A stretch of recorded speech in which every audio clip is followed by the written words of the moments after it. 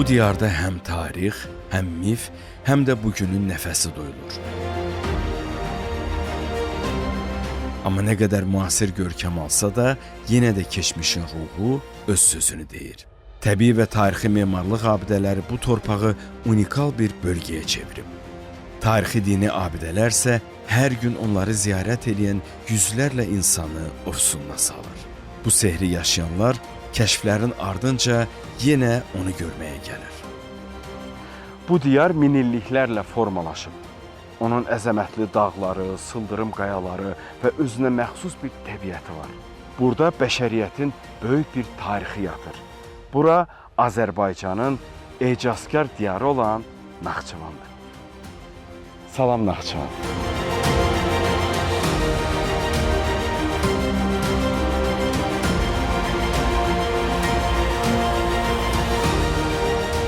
Qədim Azərbaycan torpağı olan Naxçıvan yer kürəsində həyatın başlandığı ilk insan məskənlərindən biridir.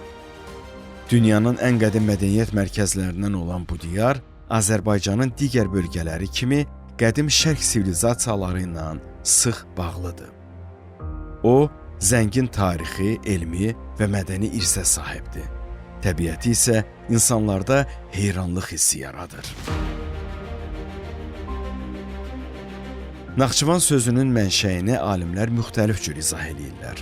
Xalq etimologiyasına və bəzi tarixi qaynaqlara görə Naxçıvan Nəqşi-Cahan, yəni dünyanın naxşı, dünyanın bəzəyi sözlərindən yaranıb. Xalq arasına geniş yayılan digər bir rəvayətə görə Naxçıvan toponimi Nuh peyğəmbəri ilə bağlıdır. O, Nuhçuvan, Nuhun diyarı deməkdir. Nuh peyğəmbəri ilə bağlı bu bölgədə çox şey var. Bu tək dağ ya abidə ilə bitmir. Azərbaycanda o cümlədən Naxçıvan əhalisi arasında qədim abidələr və antik mallarla bağlı Nuh əyyamından qalma, yəni Nuh peyğəmbərindən qalma ifadəsi də çox məşhurdur.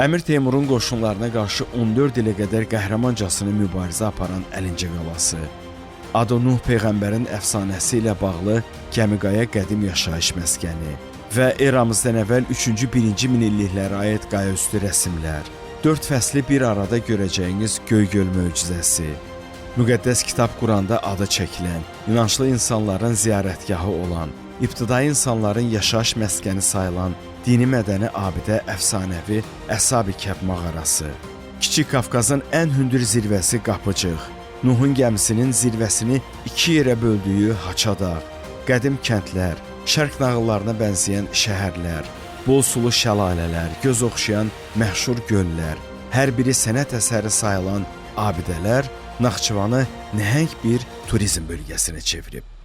Naxçıvana səfər eləyəndə onu kəşf eləmək üçün sizə ən azı bir həftə lazımdır.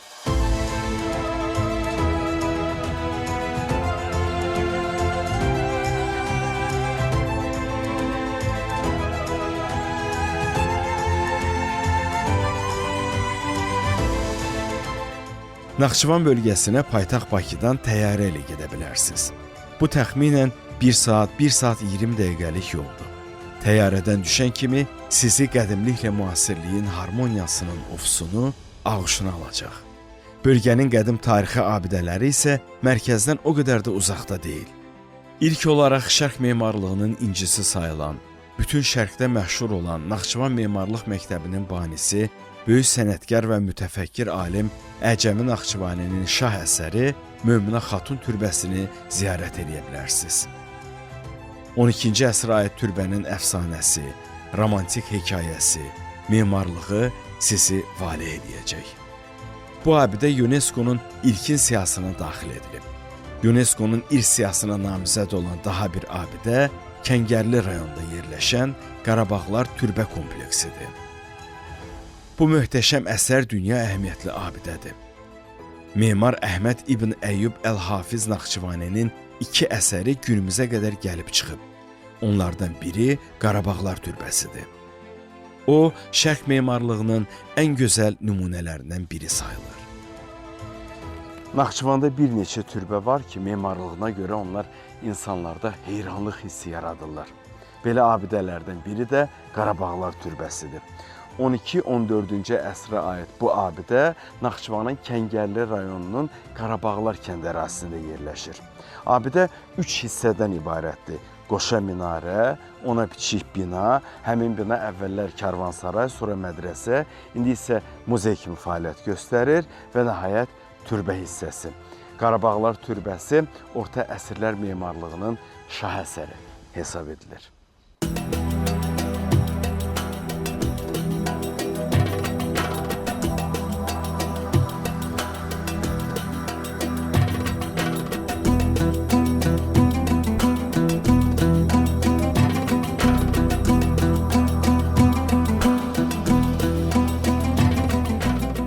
Minarələri bir-birinə bağlayan başdağ isə 14-cü əsrə aiddir.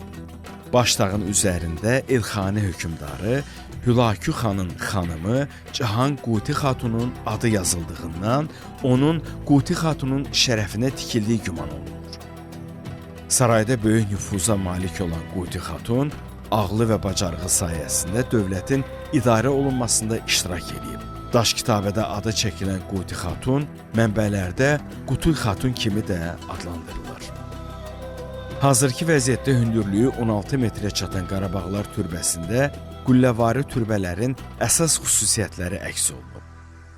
Daş kürsülü üzərində dəstə şəklində birləşən 12 yarım silindrik çıxıntı Qarabağlar türbəsinin yerüstü kompozisiyasını əmələ gətirir. Çıxıntılar divarın ümumi həcmini azaltmaqla yanaşı, türbəyə qala əzəməti verir. Türbənin yeraltı sərdabəsinin divarları daşdan, günbəzləri isə kərpicdən hörülüb.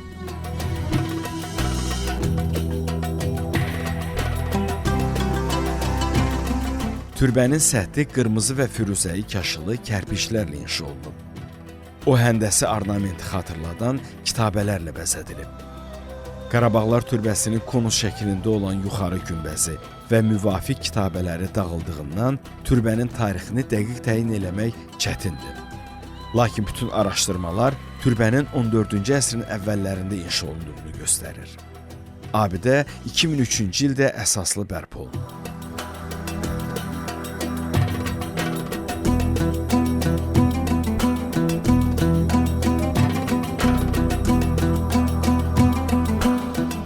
Naxçıvana səyahət eləyəndə onlarla türbəni görmək şansınız olacaq.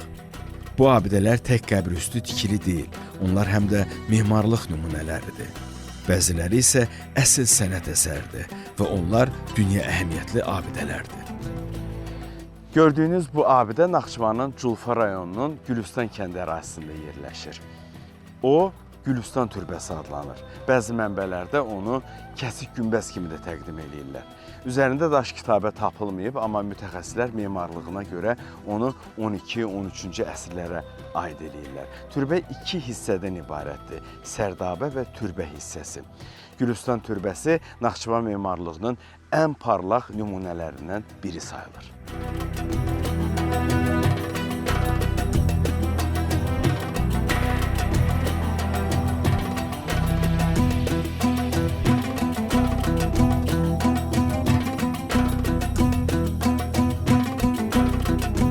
Naxçıvanda memarlıq quruluşu, özünə məxsus xüsusiyyətləri ilə diqqəti cəlb edən xatirə abidələrdən biri olan Gülüstan türbəsi Araz çayının sol sahilində inşa edilib. Gülüstan türbəsinin tikilmə tarixi məlum olmasa da, memarlıq xüsusiyyətlərinə görə onun 12-ci əsrdə inşa olunduğu ehtimal olunur. Bəzən kəsik günbəz kimi xatırlanan ornamentlərinin müxtəlifliyinə, naxışlarının rəmzi məna daşımasına, memarlıq quruluşuna görə Gülüstan türbəsinin orta əsr Azərbaycan memarlıq abidələri içərisində xüsusi yeri var.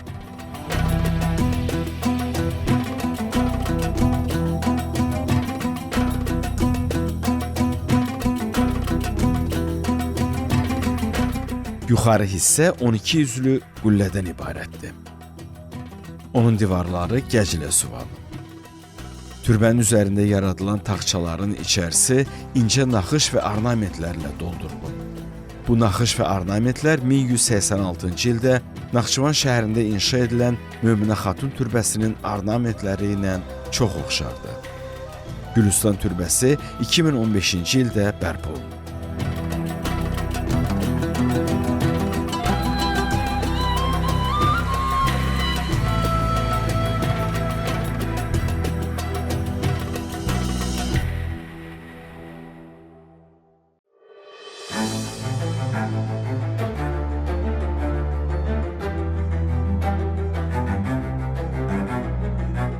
Culfa rayonu ərazisində daha bir türbə diqqətinizi özünə cəlb edəcək. Neymi türbəsi.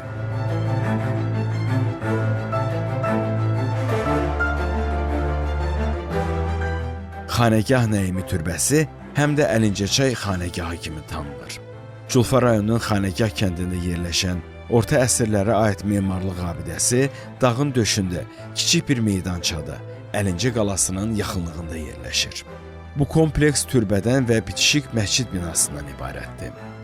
Türbənin 1339-1401-ci illərdə yaşayan Hürufili təriqətinin əsasını qoymuş məşhur mütəfəkkir və şair Fəzlullah Neyminin məzarı üzərində yaradıldığı güman olunur. Deyilənə görə Fəzlullah Neymi 1394-cü ildə Əlincədə Teymurilər tərəfindən qətlə yetirildikdən sonra müridləri onun cənazəsini burada dəfn ediblər.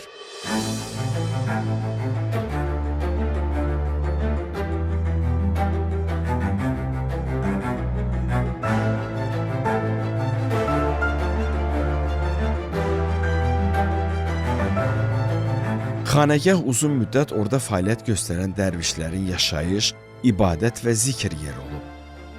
Əsas məqsədi kamil insan yetişdirmək olan xanəgahlara Azərbaycanın müxtəlif bölgələrində rast gəlmək olur. Sufizm məktəbi insanları təmizliyə, sevgiyə, ədalət və mərhəmətə səsləyirdi.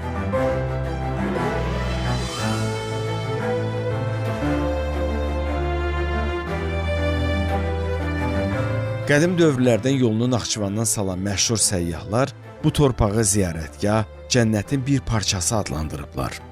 Naxçıvanda hətta cənnət yaylağı deyilən yer də var. Batabat gölünü isə cənnətin bir parçası adlandırırlar. Bu göl o qədər saf, təmiz və mənzərəlidir ki, ondan göz çəkmək çox çətindir. Naxçıvan Muxtar Respublikasının Şahbuz rayonunda, tək Naxçıvanda deyil, ümumən Azərbaycanda məşhur olan bir göl var. Adı da Batabat gölüdür. Arxamda gördüyünüz bu göl məhz həmin göldür. Əslində onların sayı 3'dür.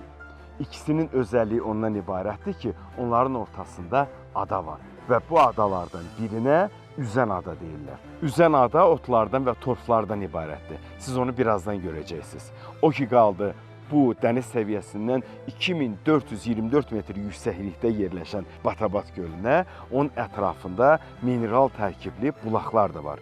Bura gələndə o bulaqların suyundan da mütləq yararlanır.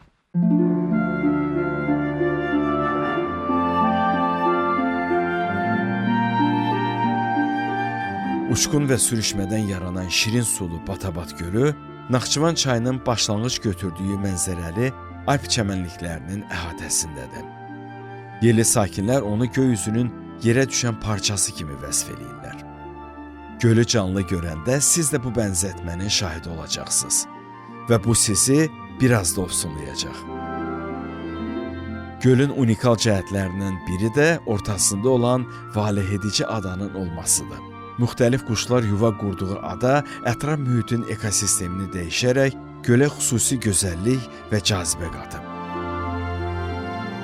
Gölün ətrafında yerdən qaynayan bulaq mədə-bağırsaq xəstəliklərinin müalicəsində istifadə olunur. Bu təbiət gözəlinin seyrinə gələnlər mütləq suyun dadına baxırlar. Su istənilən fəsildə çox soyuqdur. Hətta isti yay fəslində su o qədər soyuq olur ki, bir neçə saniyə belə suda əl saxlamaq çətindir. Ərazinin təbii gözəlliyi və gölün Naxçıvan şəhərinə yaxın məsafədə yerləşməsi, bura gün ərzində onlarla yerli və xarici turistin gəlməsinə əla şərait yaradır.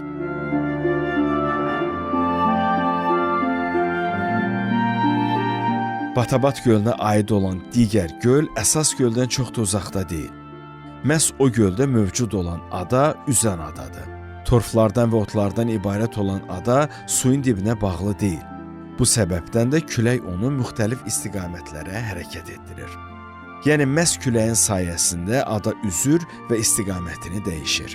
Gün batan vaxtı adanı seyr eləmək sizə inanılmaz zövq verəcək.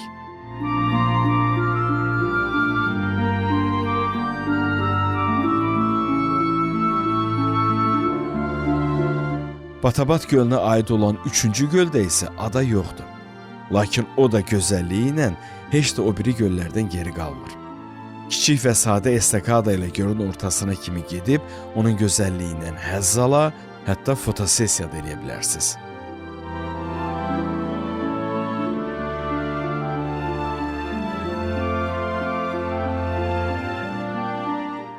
Şahbuz rayonunda təbiət dağ kəndlərinə doğru getdikcə cazibəsini daha da artırır. Yol boyu bu təbiət mənzərəsini seyr eləmək və ona aşiq olmamaq mümkün deyil. Bu dağlara, bu yaşıllıqlara baxmaq, bu hava ilə nəfəs almaq adamın ömrünü uzadır. Bu yerlərin havası kimi suyu da faydalıdır. Şahbuz dağ kəndi olan Kükü bölgənin təbiətinə görə ən məşhur kəndlərindən biri, bəlkə də birincisi sayılır. Bu kənd çox koloritli, mənzərəli, bol yaşıllığı olan turistik kənddir. Bura Naxçıvanın Şahbuz rayonunun ən gözəl, ən səfalı kəndlərindən biri olan Kükü kəndidir. Bu kəndin adının mənası Gürsulu və yaxud da çay sahilində yerləşən kənd kimi yazılır. Kənd dağların əhatəsində, demək olar ki, dağların tam ortasında yerləşir və buranın çox gözəl bir kənd ab-havası var. Şahbuz rayonuna gələndə mütləq bu kəndin seyrinə gəlin.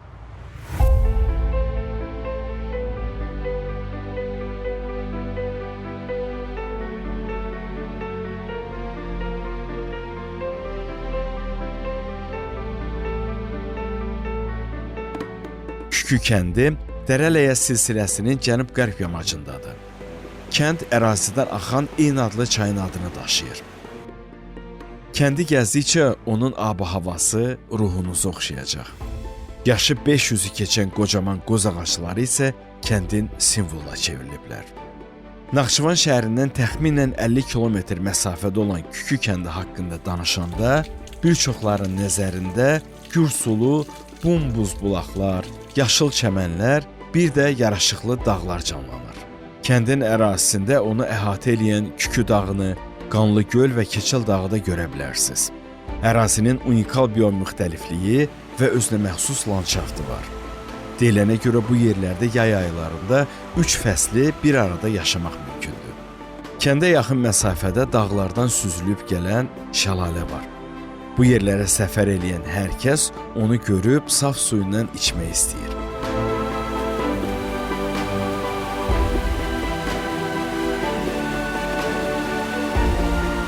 Naxçıvanın Şahbuz rayonunun Kükü kəndinin çox gözəl havası və göz oxşayan mənzərəsi var.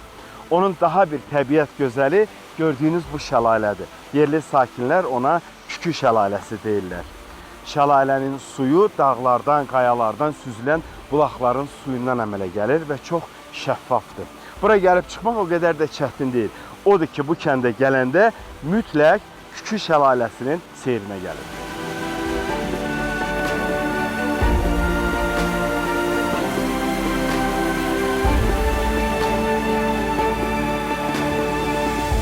Suyu bol olduğuna görə şəlaləyə Gürbulaq da deyirlər.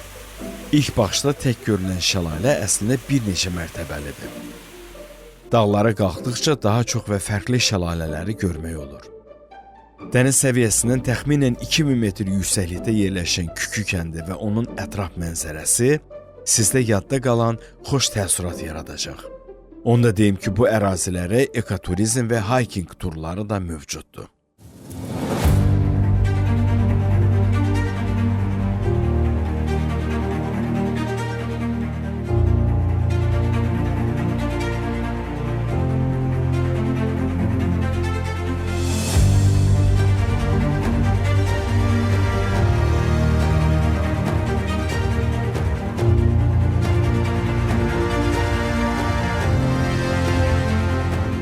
Naxçıvanda şəlalələr kimi göllər də çoxdur.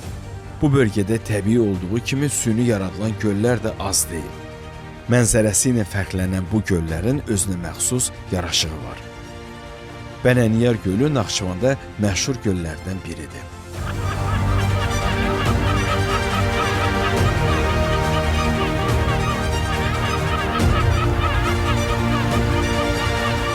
Naxçıvanda Haça dağının ətəyində göl var. Bənəniyar gölü. O süni göldür. 1989-cu ildə kənd təsərrüfatı torpaqlarını suvarmaq üçün salınan su anbarıdır. Su anbarının uzunluğu təxminən 960 metrdir. Onun özəlliyi ondan ibarətdir ki, Batabat gölündə olduğu kimi burada da ada var. Daha doğrusu adalar. Çünki su çəkildiyindən onların sayı artıq artıb. Bu adalarda cürbəcür quşlar yuva salıb. Bənəniyar gölünün seyrinə gələndə siz onları həm görə, həm də onların səsini eşidə bilərsiniz.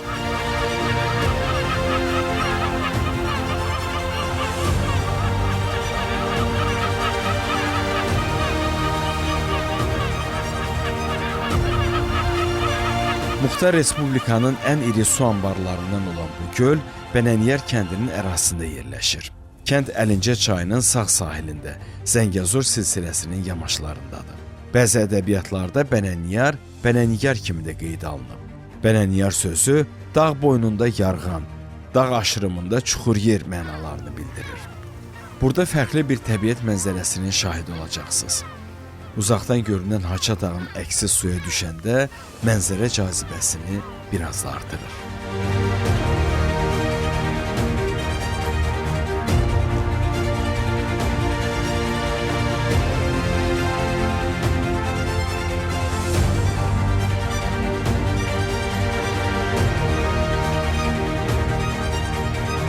Naxçıvanın rəmzləri diqqət çəkmək üçün sanki yarışa giriblər. Hər biri xüsusi diqqətə və dəyərə layiqdir. Bu simvollardan biri təyyarədən düşən kimi sizi salamlayan, Nuhun gəmisinin toxunduğu əfsanəvi Haça dağ və ya İlan dağıdır. Haça dağ tək Naxçıvan şəhərinin mərkəzindən deyil, Parisin Eyfili kimi hardan hətta Naxçıvanın bir çox şəhərlərindən baxsan belə zirvəsi aydın görünür.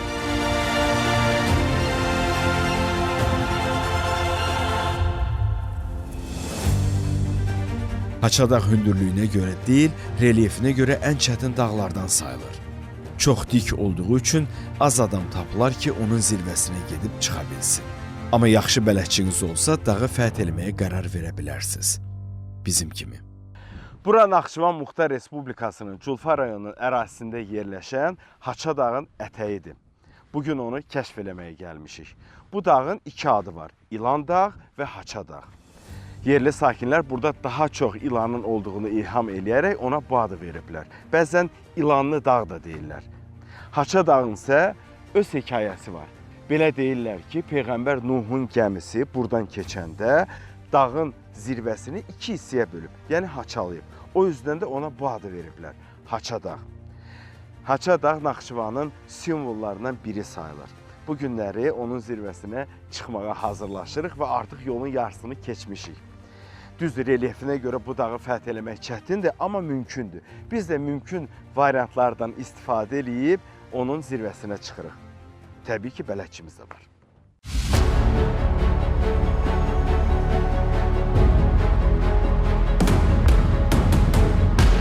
Əslində yolu yarı eləməyə hələ 1 saat var. Mən bunu sonra biləcəm.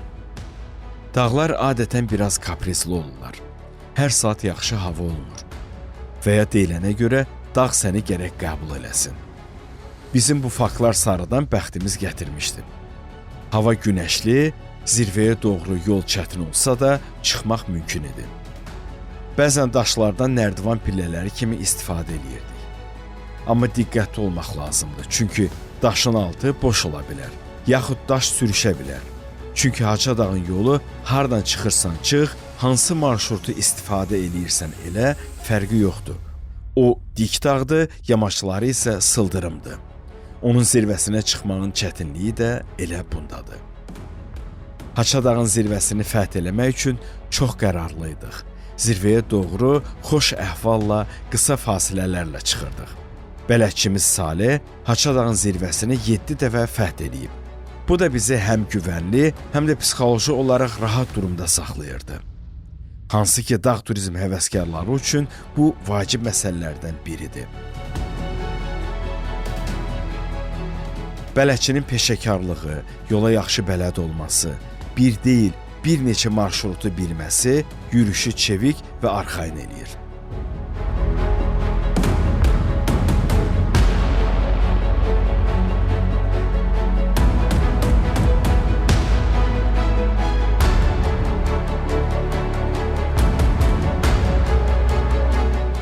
Culfanın Kirna kəndindən 6 kilometr aralıda yerləşən Haça dağa qalxdıqca onun əzəmətini hiss eləyirsən. O bir təbiət möcüzəsidir. Reallıq və əfsanənin qovuşduğu, Naxçıvana xüsusi yaraşıq verən bir möcüzədir. Bünövrəsinin sahəsi 3 kvadrat kilometrə çatan Haça dağın zirvəsinə irəlilədikcə onun sehri biraz da artırdı. Zirvəsinin quruluşuna görə Haça dağı adlandırılan bu dağ haqqında əfsanələrin, rəvayətlərin sayı çoxdur. Bir çox insanları da məhz bu əfsanələr cəlb edir.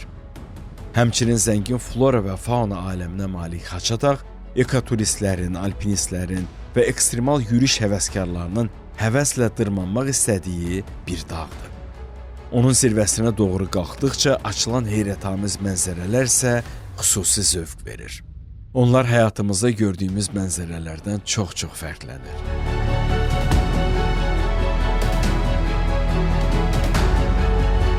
Çətindir.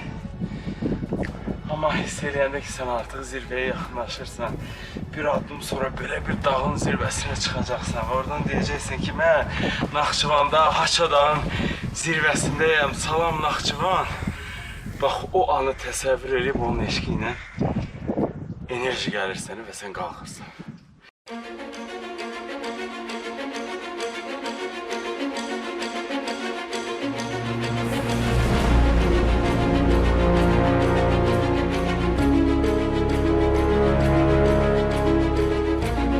Tədqiqatçılar Haça dağının qədim müşahidə məntəqəsi kimi istifadə edildiyi qənaətinə gəliblər.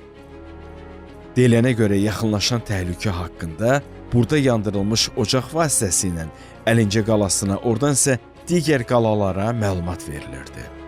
Naxçıvanda Haça dağın zirvəsinə yürüşümüz davam edir. Biz hal-hazırda dəniz səviyyəsindən 2000 metr yüksəklikdə yerləşirik. Dağın zirvəsinin hündürlüyü isə 2415 metrdir. Onu da qeyd edeyim ki, belə dağlara çıxanda mütləq bələdçilərin xidmətindən istifadə edin. Onlar sizin yürüşünüzü həm rahat, həm də təhlükəsiz edəcək. Hələlik isə biz yürüşümüzü davam edirik. Dağın bu hissəsinə yəhər deyilir. Dağın Haça hissəsinin arasıdır. Bura qədər bir neçə marşrut xətti var idisə, bundan o yana zirvəyə doğru bir yolla çıxacağıq. Bu yol biraz da dik və sərtdir. Artıq zirvəyə doğru yolun 3/4-ünü geridə qoymuşuq. Zirvəyə çatmağına az qalmağına baxmayaraq, çətin relyef yürüyüş vaxtını 2-3 dəfə uzadır.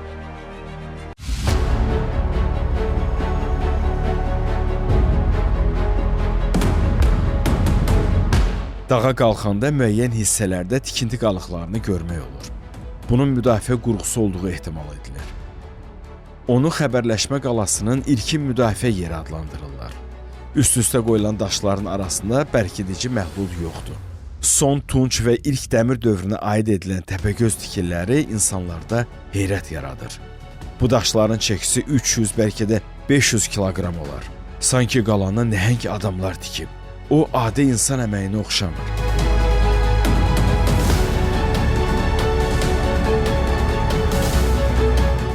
Yolda çata-çata zirvədə belə daşlara rast gəldik. O iri sal daşlardır. Yuxarıdakılara baxın, onlar piramidaya oxşuyurlar. Bu möcüzədir. Bilməm, təbiətin möcüzəsidir, yoxsa insanların möcüzəsidir. Çox qəribə daşlardır. Bura çatanda, zirvəyə çata-çata onları görəcəksiniz və başınızı qaldırın, onlara baxın. Çox heyrətamizdir.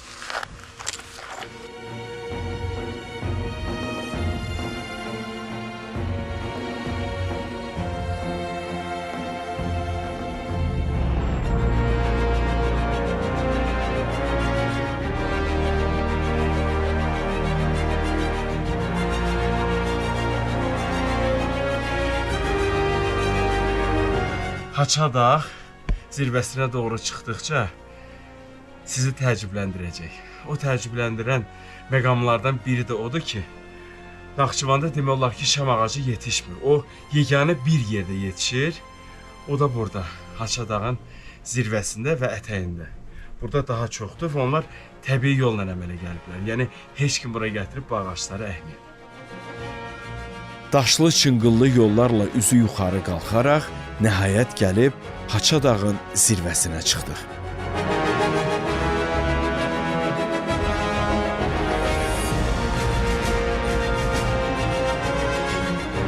Bundan gözəl nə hiss ola bilər ki, sən artıq Haçadağın, İlan dağın zirvəsindəsən və bir addım atırsan, sən 2415 metrlik zirvədəsən və belə çətin relyefi olan dağa çıxmısan.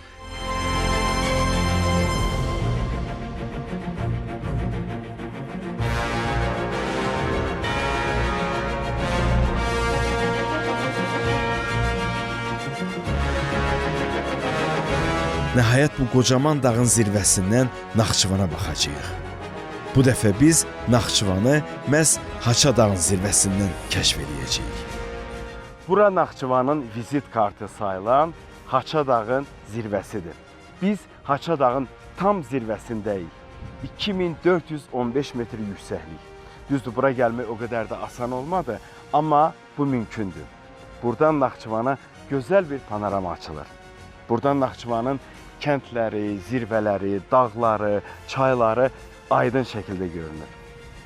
Naxçıvanı bu zirvədən seyr eləmək gözəldir.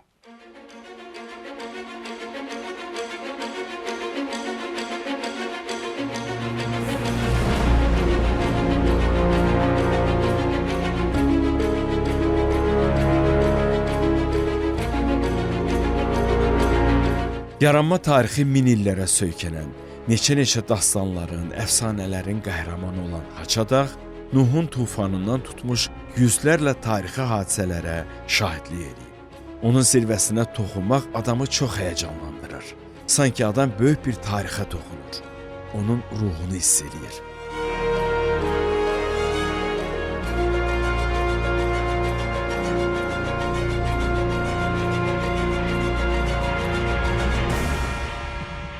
Haçadağdan Naxçıvana açılan mənzərə də çox heyrətamizdir. Buradan Əlincə qalası, Əsabi Kəf dağı, Bənənyar gölü, Araz, Naxçıvanın kəndləri, bəzi şəhərləri belə aydın görünür.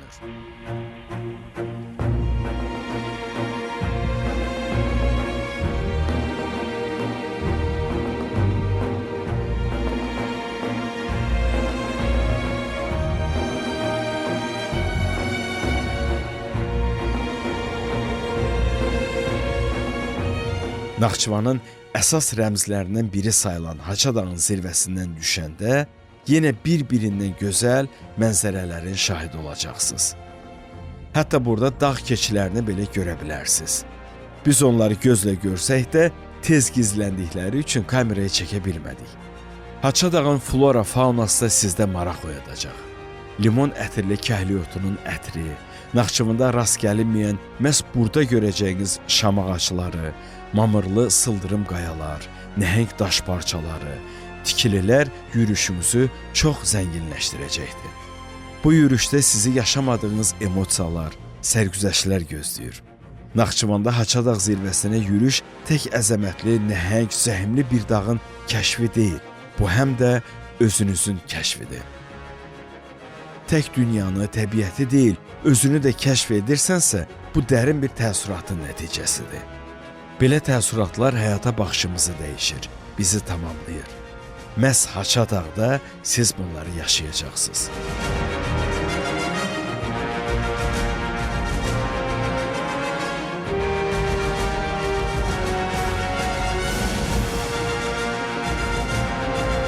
Azərbaycanın qədim bölgəsi olan Naxçıvana səyahətimiz davam edir. O bizi təbiəti, abidələri, şəhər və kəndləri, mətbəxi ilə hələ çox təəccübləndirəcək. Yeni kəşflərin ardınca Naxçıvanın qədim və çox məşhur Ordubad şəhərinə gedirik. Bu isə artıq yeni bir hekayənin başlanğıcıdır.